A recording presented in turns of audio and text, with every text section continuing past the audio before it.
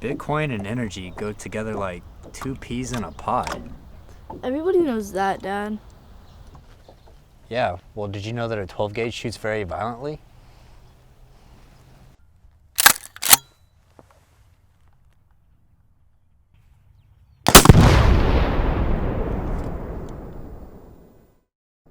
What's up, Wildcatters?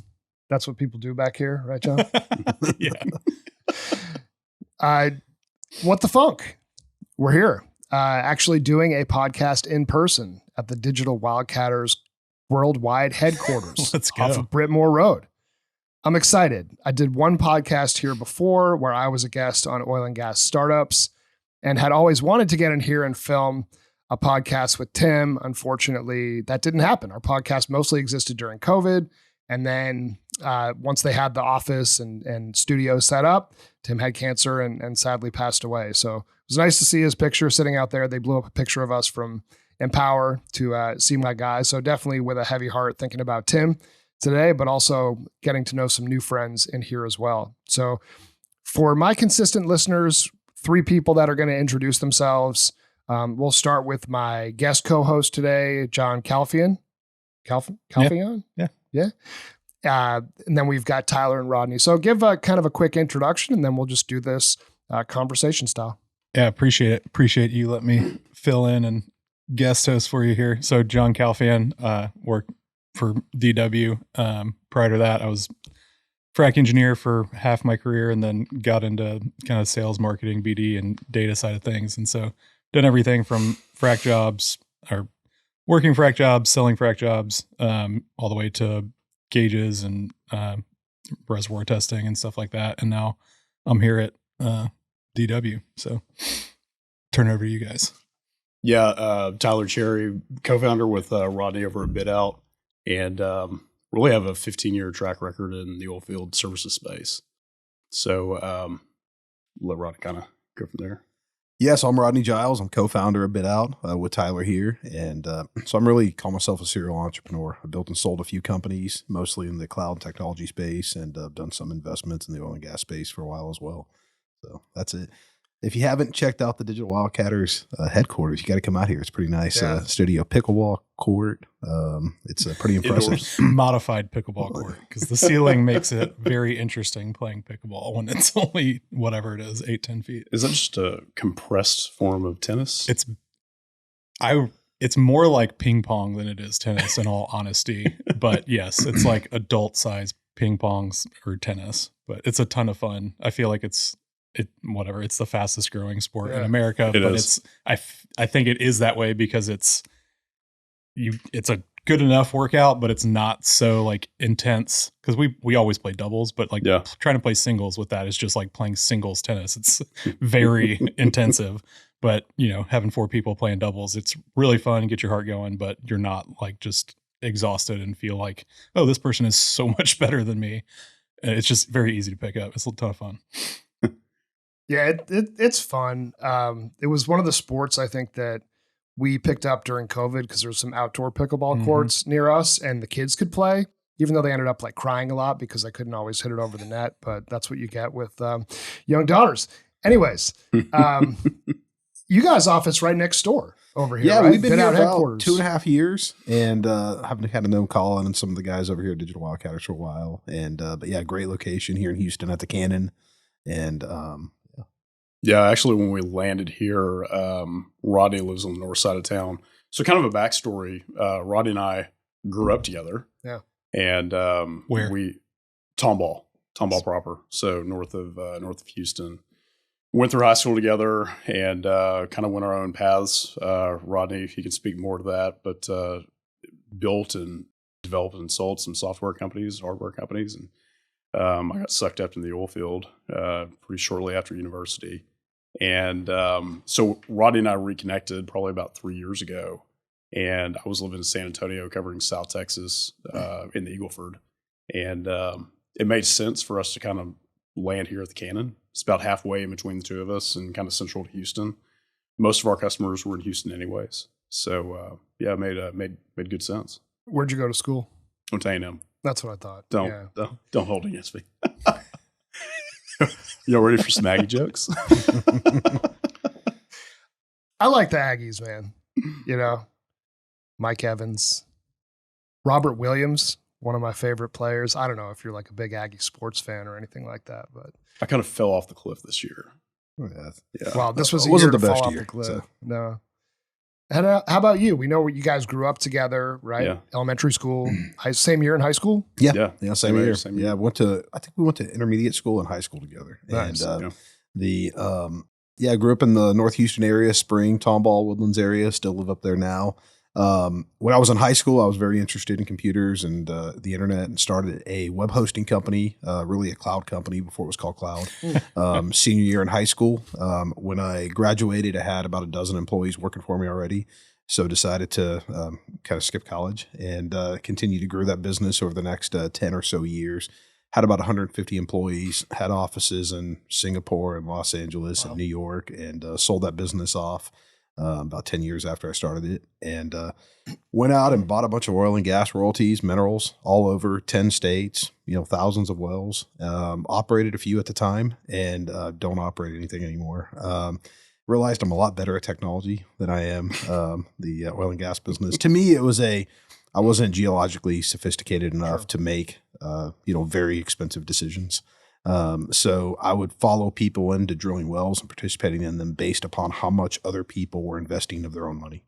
So I would find these promoter guys that were drilling wells and they weren't putting any money up. I don't want anything to do with it. And then I would find guys in West Texas who they would let me in on a part of the well and they were putting up 50% of their own capital, of their personal capital, not other investors' monies. Right. And so I would be successful on some of those wells, but, pricing turned down, and just decided it was a lot better to get back in the cloud space that I was really good at. And so took a company there and grew it and expanded into multiple markets in New Jersey and San Francisco, Atlanta, Dallas, Houston, and ultimately exited out of that a couple of years ago.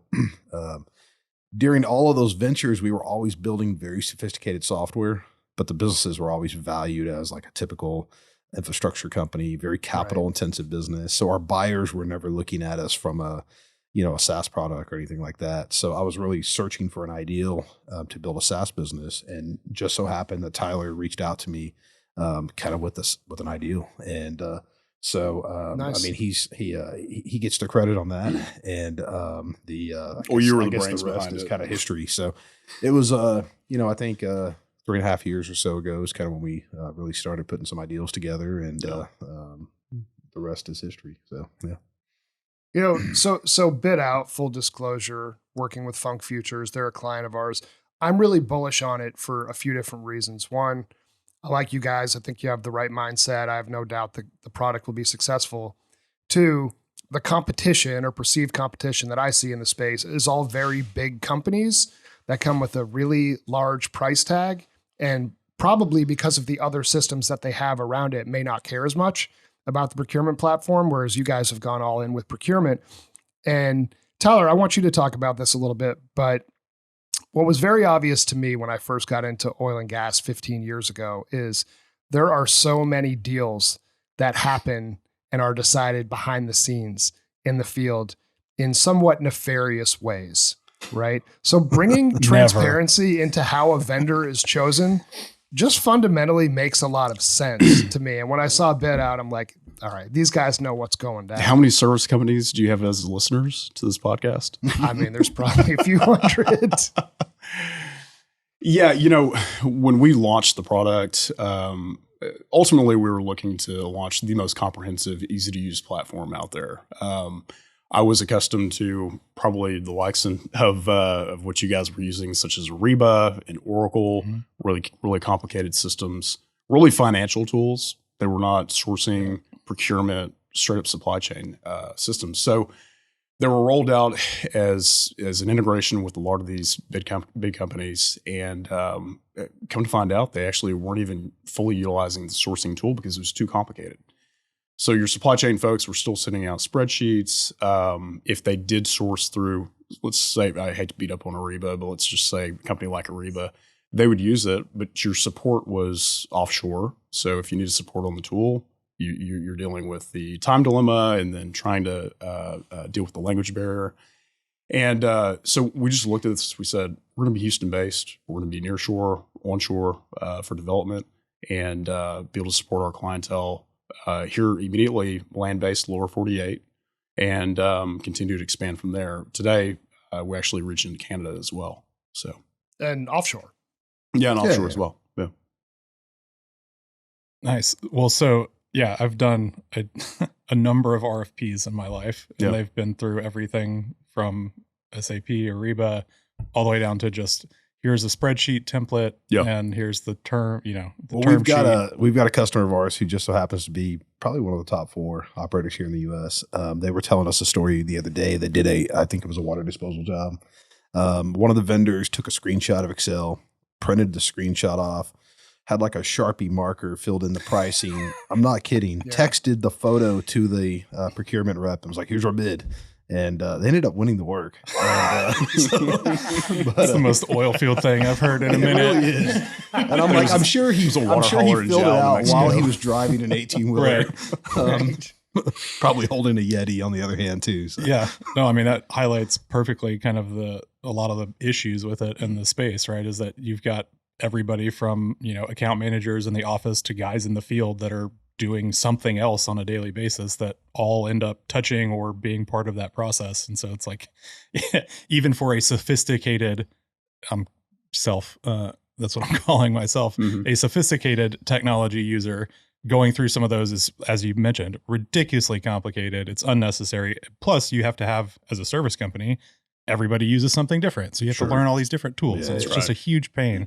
And then so expecting people that aren't sophisticated with technology to try and go into these applications and deal with all that stuff. It's just, Yeah, it's and I the same think- thing with every technology, right? Like if it's too complicated, they just don't use it. Yep. I think for us, the beauties and the simplicity is that service providers can onboard in 60 seconds. Yep. Operators can create a bid in 60 seconds. And, when we do that so that everything flows much faster and much easier and there's no friction along the way. So, Yeah, we actually came to this meeting from meeting with a chief accounting officer, director of supply chain, his whole supply chain team. So we look at it as kind of a field to finance type level, like easy enough that a company man can use to call out light plants, like who do I use for a company man trailer, et cetera. But comprehensive enough that CFO, chief accounting officer, can look at this historical data and look at trends on spend. They see a lot of upside from the cost controls that we built into the platform.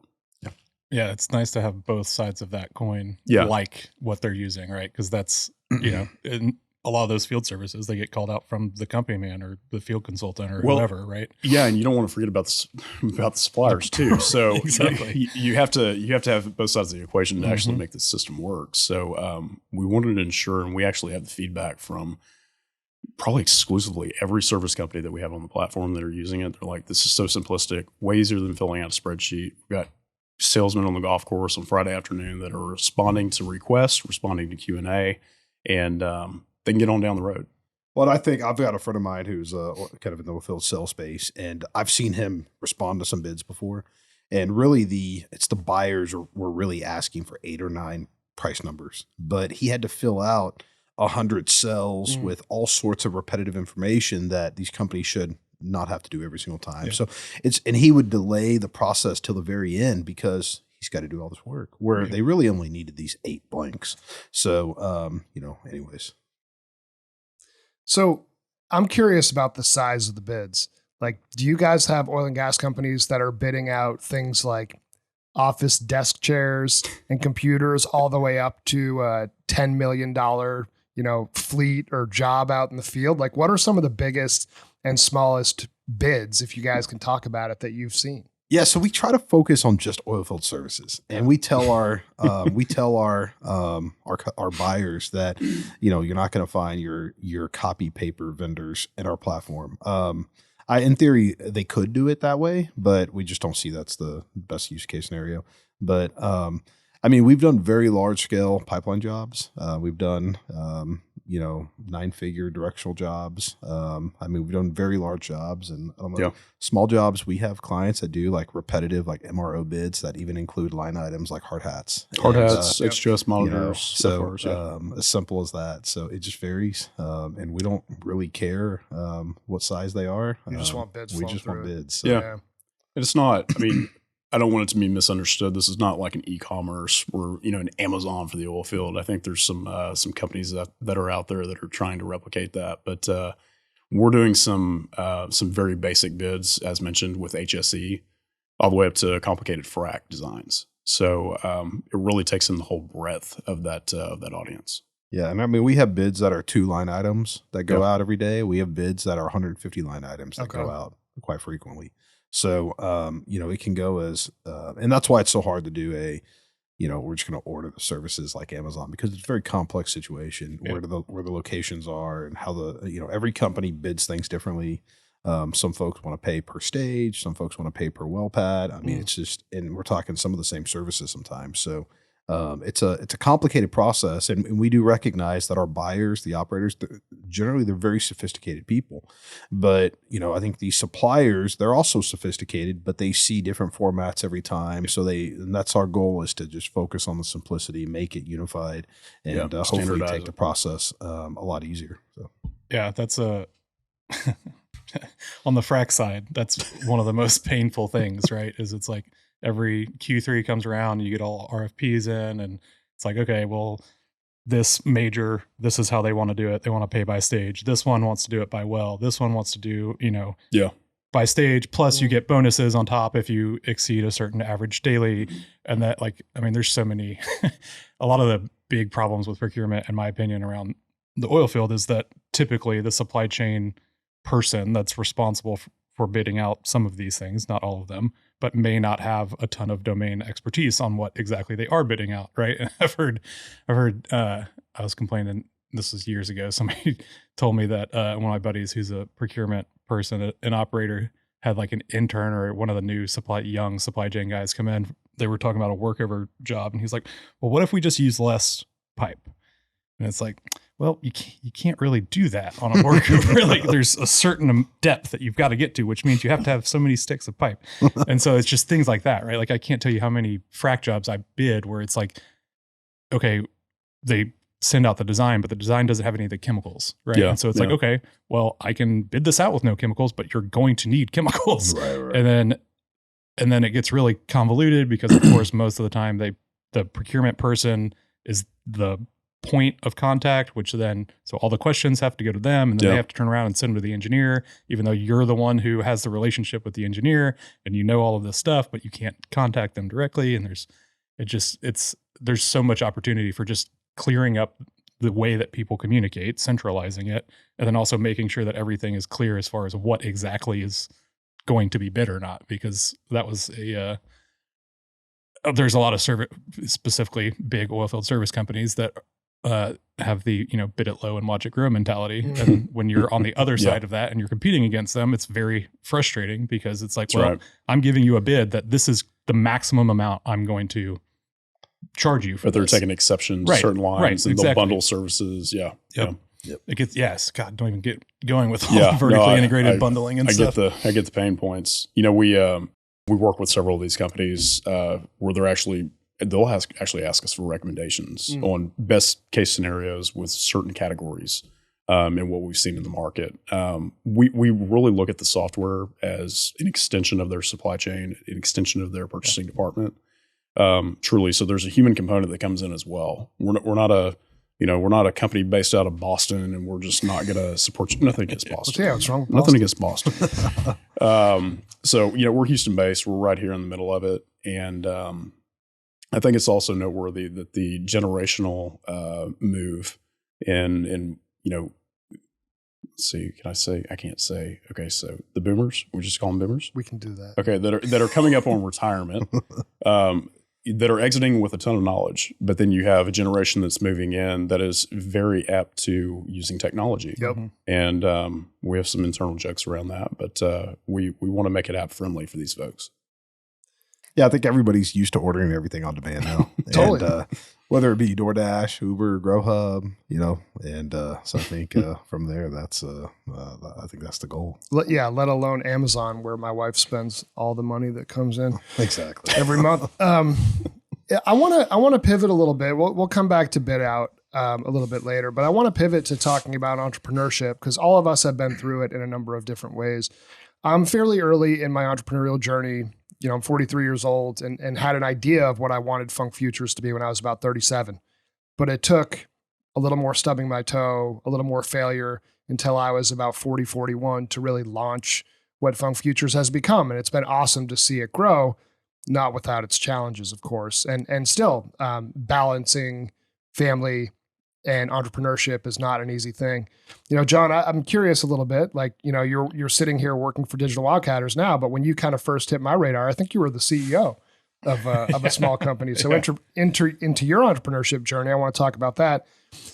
Ronnie, obviously you've been at this for 20 some odd years, going back to high school. And then Tyler, you kind of took more of a path like I took, where you put in the work, right? Yeah. You gained expertise and then made that pivot and transition a little bit later. So I want to kind of get a sense of all of our entrepreneurial journeys and how that's sort of taken us to sitting here today. Yeah. Let me start with you, John. Yeah. So, I mean, going all the way back to high school, one of my neighbors, he was a couple years older than me, had a lawn business. And, I think I was 14, or I don't even know how old I was, but, he needed help with it because it was growing, and I needed money because I needed to buy a car when I turned 16. And so I started working with him. And then he went off to college and basically handed me the route, so to speak, that he had built up. And I immediately fell in love with just being able to be in kind of control of what, how much, what you're doing and the money that you're making. And so, my undergrad is mechanical engineering, but I got my minor in business because I was like, hey,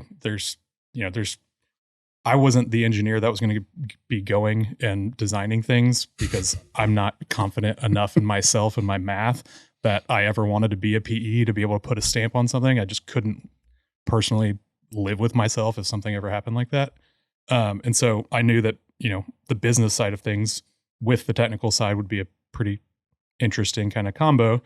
And so after I got out of the field, I basically have worked for kind of startups or growth mode companies ever since. And so it's just one of those things. I personally love the being able to come in and build something and see the impacts of it on a daily basis and see how, hey, here's this problem, let's go fix it. Right. Yeah. And it's just this continuous string, like you're talking about, right? Like everyone, I think a lot of people get discouraged because it's like, oh, well, this happened and I messed this up and I should have done that. It's like, well, that's part of the process, right? Like everyone has failures, and it pretty much every startup I've worked for has not done well. So it's been interesting in that aspect, and it can be, it can suck at times, but it's one of those things that 90+% of small businesses fail. Like it's just how it is. And so once you kind of reframe that, it continues to motivate me and stuff. And so, like you mentioned, there for, I think maybe 2 whole months, I was the CEO of a company that a couple of buddies had started and wanted to bring me on with, but we couldn't figure out the terms and conditions and stuff of that. And so that was an interesting time in my life, because you get all these, I mean, whether you're the entrepreneur or you're working for a startup, it definitely comes with its highs and lows all the time. You got to be kind of, you have some emotional fortitude, so to speak, to be able to be in this. It's definitely not for everybody, but. And then you get to that phase where you're like, okay, now we brought on investor funding, and that celebration lasts for all of about 30 minutes until they're like, all right, we need our money back with some juice. Yes. So when are we getting that back? Right. Tyler, talk to me a little bit about kind of your journey, right? Going from the sales side of things to straight up running a company with your buddy. Yeah, to your boss, it's like, or to your point earlier, it's like you go off on your entrepreneurial journey to work for yourself. You take on money, now you've got a boss. Mm-hmm. Yeah. Yep. So exactly. I broke out in I guess about 2011, and kind of in industrial generator space, dipped into oil field. Realized pretty quickly didn't know what I didn't know. I graduated A&M in 2008, and figured out really quickly I was pretty decent at sales, and had an attention to detail. So I could also project manage my jobs. Had a good sense of budget. And so at the time, it was a really small company, and was project manager sales for them, and then went to work for a consulting engineering firm here in Houston, and rode that high for about 3.5 years up until the end of 2014. I think we can all remember that. But Yeah, I lost probably about 2/3, somewhere around 400 consultants, engineers in the field within a matter of 30 days at the end of 14. So we had to pivot pretty quickly and figure out, well, where's really the cross sales here? So we're really primarily focused on upstream work. And I mean, we're based here in Houston. Where else can we work? Well, it's right here in our back door. Totally. It's the petrochemical industry. So we looked to the downstream side, and I started working with some just basically cold calling and getting in the door with some of these petrochemical companies, DuPont, Chevron, Marathon, and realized a lot of our engineering consulting services, there was a lot of crossover there in the downstream space. So we actually grew the company with the offset, nearly got us back to profitability. And then we got hit with a federal lawsuit. Oh, So we closed our doors late 15. That was my first layoff and a downturn in the oil field. And at that point I realized, or I immediately thought it was like, oh man, I'm a failure. totally. Like I screwed up. I didn't execute sales. Like, what could I have done differently? I'm like, this is my first downturn. And so you grow some callous to the fact that this is the industry trends, and business is going to go on as usual. It's going to take its dips. Your company's going to close potentially. When you're at the forefront and the only sales person supporting sales in the organization, you can take that personally. But you grow professionally through that. So went to work for a couple of drilling contractors across Houston, then transferred up to Mid-Con, covered their area from Mid-Con, North Texas, DB's Texas, for drilling contractors and area manager. And really wanted to get back to Texas as quickly as possible. Love Oklahoma City, but just was trying to get back to Texas. So Tetra Technologies, they were looking to TTI? TTI. They were looking to grow a business in South Texas for water chemicals, and then really augment their existing business with flowback. And so I moved down to Midland for some time at the end of 19, and then really cranked up the business as employee number 1 at the end of 19.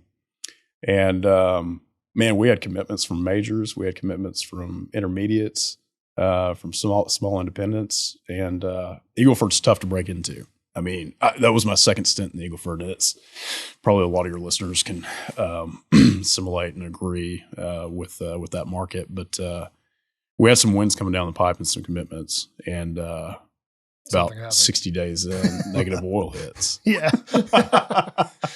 What a time that was. So, man. yeah. Get you questioning everything in your life. Back to the cliff scenario. So we really fell off that cliff as a business. All your commitments dry up, and we're strategizing with corporate and like, what are we going to do? Midland was basically the only asset that was still doing pretty well. And as a startup company, or as a startup business for the company, we really looked at it and we're like, man, we're probably just going to can us and say, just go away. We'll start this another time. Fortunately, corporate looked at it and they said, this thing's got some legs. Let's see what Tyler can do. So, we grew it from employee number 1, 0 revenue. When I exited from the company, I had $1 million in top line and about 40 employees. And really that kind of transitioned into the start of BidOut. So. Yeah, so you're a builder, right? Not just a sales guy. And I think that's really relatable for me. Yeah. Right. If you are a sales guy and good at it, you get put in that box a little bit of, well, why don't you just go out and sell? It's like, yeah, but there's more to it, right? There's strategy, there's onboarding, there's training, and then there's value creation. Sure. And I said this, I speak to once a semester. I'm really fortunate to be able to come on and talk with Bentley University students. They have a sales program minor, like a sales and marketing minor. And one of my good friends is the professor of sales. And he has various different, sales guys come in and try to motivate them and talk about all different sorts of things. And it was really cool for me to talk to these people who have, they're 21 years old, they're 22, they have no experience, but they're eager and they want to win. And I'm like, not to be like a wet blanket here, but if you're going to go into sales, like you're going to lose a lot. Oh, yeah. And how you respond to losing, because you will lose. I don't care how competitive you are. If you're the captain of the football team and you've gotten straight A's your whole life, it's going to kick you hard in the business world, and you're going to lose, and you're going to be questioning, what did I do wrong? And I don't even want to get out of bed today, right? And have that frustration. Well, it's kind of like baseball. I mean, you're going to lose 70% of the time at bat, and that's for a great player. So right. You might make the Hall of Fame. Yeah, exactly. No, I think that's a very valid thing that a lot of people don't, for whatever reason, talk about, is that one, sales guys are in general, especially if they've been around for a long time or long enough, it basically comes with, hey, that's your stamp of you've got some fortitude because you didn't quit after 2 years or one late. I mean, I've been laid off 4 times, right? Yeah, I'm somewhere like that 3 or 4 times.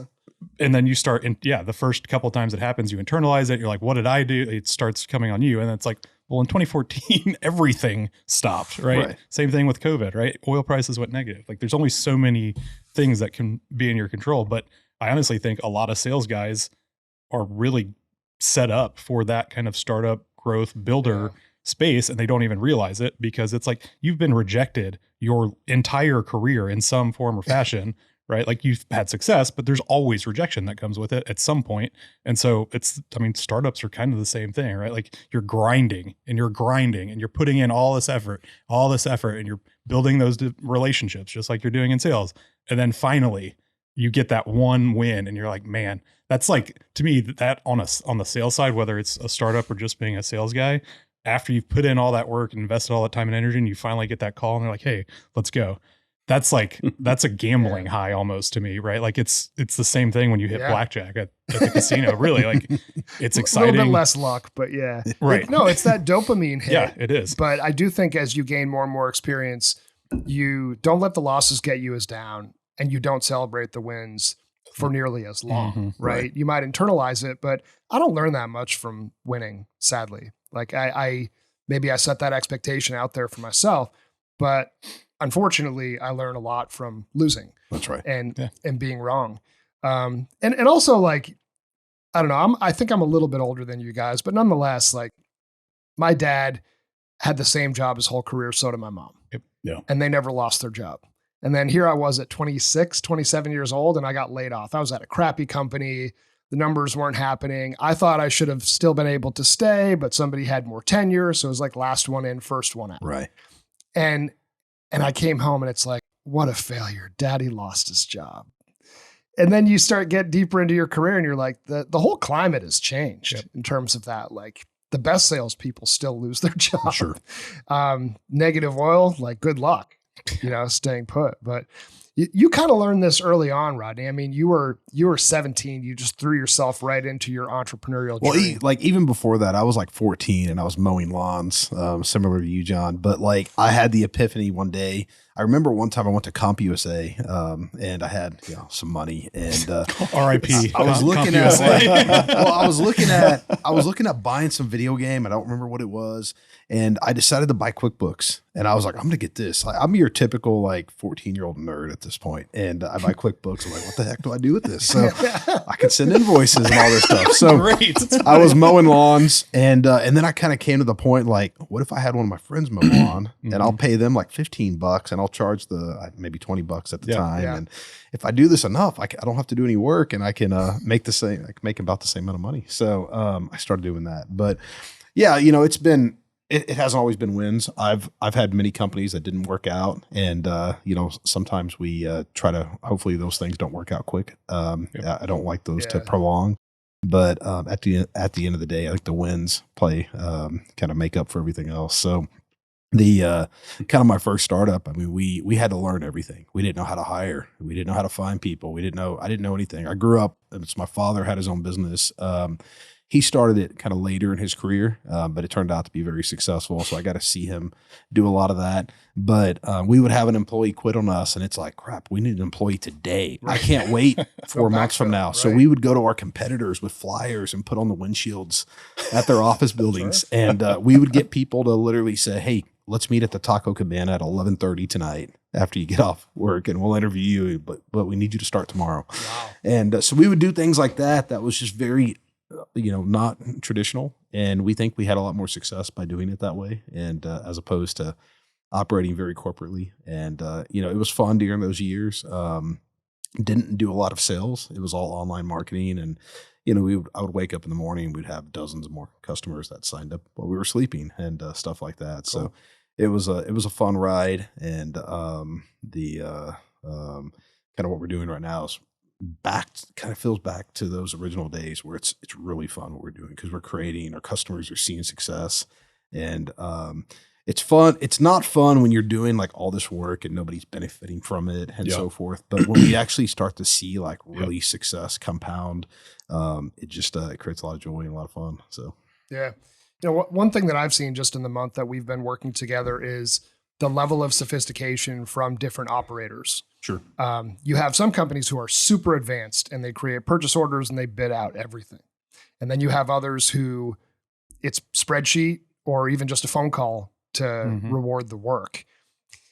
What do you see as some of the potential challenges that you deal with as you guys grow? Do you think that it's more of a cultural issue within companies? Is it sort of a technology challenge?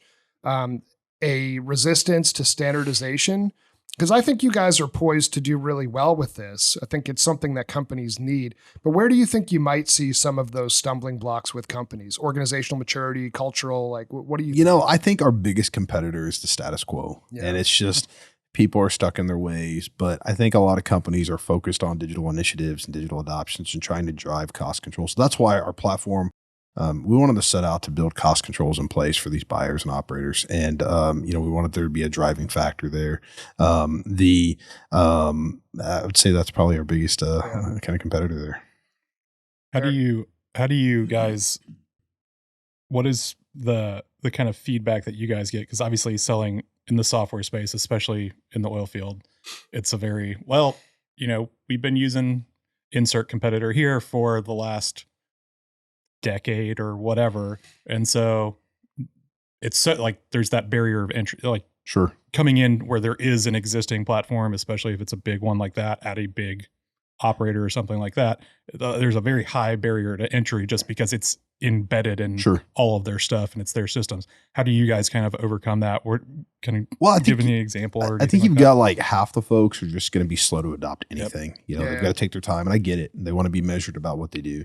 And I think maybe the other half, or maybe a quarter of those, I think they're coming off of a recent pain point. They're coming off of, well, we found out this happened in the purchasing process, or we've got such inefficiency on this area that, it's driving quicker decisions and quicker adoption. And I think once they get used to it, I think it's very clear and simple for them. So, yeah. And, to further that point, we're working with supply chain professionals here. We actually work for a couple of majors. But we're working with supply chain professionals, but also we're working with E&Ps that maybe have like 30, 40, 50 well DNC projects for the year. And they're out in Midland. They only operate out there. They can drive within an hour to their locations. And you've got 4 engineers that are making all the purchasing decisions within these companies. So you have to speak their language. Right. And to Rodney's earlier point, it's status quo. They're sending out spreadsheets. They actually have... Maybe they have a shared drive that they're tracking this information in, if they're tracking it. Yeah. So where's the spin going? All they're thinking about is growth, being PE backed. And we respect that, but also consider the cost control component. AFE, LOE, like we can touch all of that very digitally and very easily. For these I think we have a number of customers who, private equity backed companies, new startups, they've got quite a bit of equity behind them, but they come from majors. They're very smart, sophisticated guys, but they've never actually gone out and purchased directional services because it was always handled for them in the past. Right. Yeah. So they're coming to us, some reputable names that we don't even know who to go out and talk to. We're Googling. And so we've got all these vendor relationships. Right. We've got a big directory of coming close to 2,000 service companies in there now. and where you can go drill down and see who's active in different regions and active in different basins, and just really simply invite those guys to a bid and so forth. And a lot of those companies, we're more than just a software, like Tyler said, is we try to be an extension of their procurement arm. So they'll call us and say, are we doing this the right way? And or are there other guys you recommend for this job? And we're able to kind of bring in these service companies and kind of help bring them to the table. I bet that is a very different conversation with your competitors when other people call them and ask for things like that. It's not much more difficult to get a human on the phone even, I assume. I think one thing that our customers tell us is that what they love about us more is that we are 100% oil and gas focused. Yeah. We have no plans to go do other industries or niches or whatever. We're focused on the oil and gas space. So. Support is a huge deal, and I do like the fact that you touched on that before, Tyler. So I had an experience recently with Bill.com that was incredibly frustrating, where somebody had paid, but they had paid with a credit card. And my company doesn't accept credit card payments. We only do like 10 transactions a month. Mm-hmm. We're not set up to do that. So I'm trying to figure out, how can I get this money paid to me? And I couldn't get anybody on the phone from Bill.com. They literally didn't have an individual who I could speak with. And this is like, I've got to pay people, right? I've got to pay my resources. I have to pay my mortgage. And I can't get this money that somebody sent to us. And then I can't get you to walk me through it and tell me how. I mean, it was an incredibly miserable experience, and really made me realize just the importance of support. You have an issue like that with Amazon, you get somebody on the phone, they refund your money right away. Yeah. They send you another item, whatever it is. And that says a lot about them. But it gave me a lot of pause around, I really want to find out how well these companies support people. And if you can't get a human being on the phone, I don't care if they have an accent or if they're offshore. Prefer them to be here, the same time zone. But nonetheless, that was a miserable experience. And now I'm going to share that experience with people that I talk to. Like, why would I sign up for that platform? Yep. That was terrible. I can't even talk to a support person to get a decent chunk of money to my company's bank account. Right. Yeah. No, and that's exactly what I think our customers tell us is that they love, is that Tyler got a call late last night. Hey, we need some vendors for, what was it? A build trailer or something? Yeah, it was actually kind of an anomaly for this company. And so we built that directory to where, they can filter based on categories but this was just a really specialized unit. And so he was needing some help. He's a supply chain professional here in Houston. All of their assets are Eagleford and Midland. But yeah, he contacted us when we were at dinner last night, and they're like, hey, we need some help. He's got my mobile phone. Yeah. And we have some support in office, but we don't try and break those human habits because the oil field is very pick up the phone and call. Big time. Yeah. And if you're, again, I hate to beat up on Ariba, but if I'm calling Spain, because that's where their support is, you're not going to get customer support. And they're going to open a ticket and get back to you. Open a ticket. We'll be back with you in 24 hours. No, this is oil field. We're 24 hours a day. That's a huge, the last company I actually worked for was a tech company. All their devs were over in the Ukraine. And, it's like, hey, we're doing this pilot at 5:30 on, Tuesday night. Well, guess what? It's midnight in the Ukraine. So if something goes wrong, I literally have no support technically for them at all. And it's unfortunately, it seems to be the trend across a lot of specifically software-based companies, like talking to you. It's insane to me that in the United States, there isn't a law or something that says if you are a financial services specifically, because I've had very similar issues with what you're talking about, you have to have a human being that someone can talk to at some point in this process. Like doing it all digitally, support tickets and stuff like that, when people are trying to pay bills or get a vendor out to, that's the other thing with the oil field is it's like time is absolutely money. And so if you can't return, immediately react to that, so they're not going to use you. You know, it's a huge problem. And you get one shot. Yes. Right. You can't mess that up. Couple final thoughts before we wrap up here. One of you guys said something that actually stuck with me. And that is a lot of these PE-backed companies are made up of individuals who have had success at larger organizations and built those relationships and seen what it takes from sort of scaling a large company. But then they get put in these roles for these sort of startups effectively, and now they're looking at production and downtime dashboards when previously they were focused on IT security or creating 10Ks, right? So now you've got people that are thrust into these different roles, and candidly for them, they need more of the BidOut type tools Yeah. because they don't have the background in creating a procurement process, right? Reinventing the wheel isn't necessary when you have the technology to do it and create that community around the collaboration of technology. And I've seen that now a few times. And it's sort of like people come to me and say, I really appreciate what you're doing, bringing some of these small companies out there, because my role has really shifted now that I work for a small privately backed company. And I see the importance, especially of some of these startups, right?